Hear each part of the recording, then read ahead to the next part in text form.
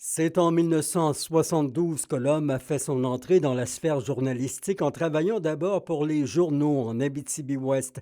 Déjà, en plus de se préoccuper d'aider le citoyen, il souhaitait défendre les travailleurs des médias en s'impliquant avec le NABET, l'un des grands syndicats de l'époque en communication.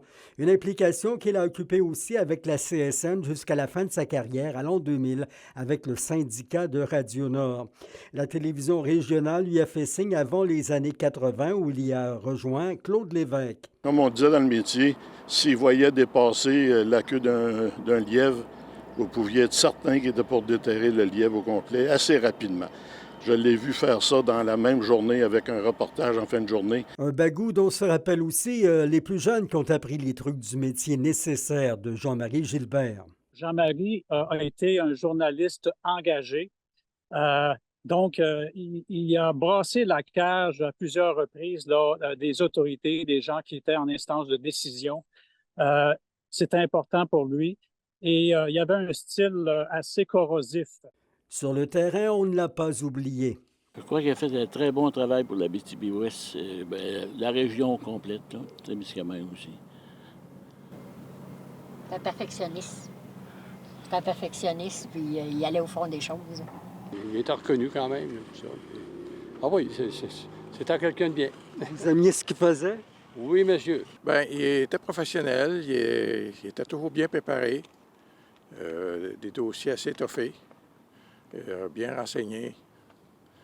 Un bon souvenir, un bon journaliste. Comme pour bien des organisations, le journaliste n'acceptait pas les dérapages. Le milieu policier et hospitalier l'ont eu sur leur chemin. Lui, pour des principes, il n'était pas question de dire non ou de faux semblants, d'arrondir les coins. Ça lui a valu même quelques claques, comme on dit en québécois, durant la commission de police à Val-d'Or. Et il avait eu raison.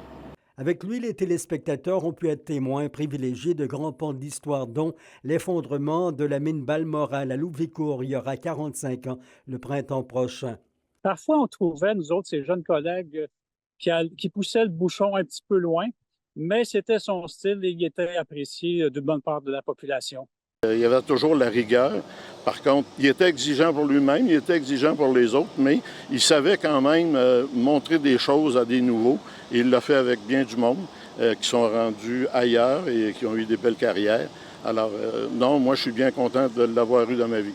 Jean-Marie Gilbert a terminé sa carrière en politique municipale et comme responsable des communications à la ville de Rouyn-Noranda, après s'être un peu exercé auprès du Parti québécois.